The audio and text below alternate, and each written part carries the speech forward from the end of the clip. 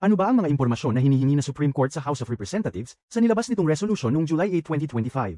Bago yan, linawin muna natin ang proseso ng impeachment sa House of Representatives. May tatlong method ng impeachment process mula sa House. Sa unang dalawang method, ang complaint ay ifa-file sa Office of the Secretary General. Immediately na i-refer ng Secretary General ang complaint sa Speaker. I-include ito ng Speaker sa order of business sa loob ng 10 session days. I-refer ito sa Committee on Justice after 3 days. Kung na-determine ng committee na ito ay sufficient in form and substance, bibigyan ito ang respondent ng kopya ng complaint at 10 days para mag-answer.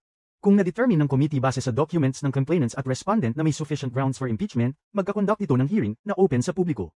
Pagkatapos ng hearing at sa majority vote ng members, isasubmit nito ang formal resolution at report sa House.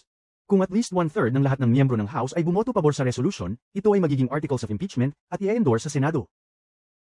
Sa pangatlong method, kung at least 1/3 ng mga miyembro ng House ang nag-file ng complaint, ito na mismo ang magiging articles of impeachment na ita-transmit sa Senado.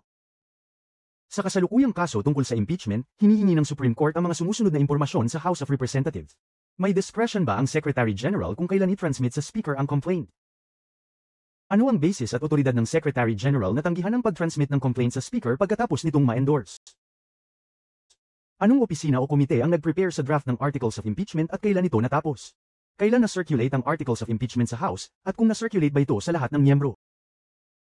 Nagkaroon ba ng oras ang bawat miyembro ng House para basahin ang paratang at ebidensya bago sila sumang-ayon dito?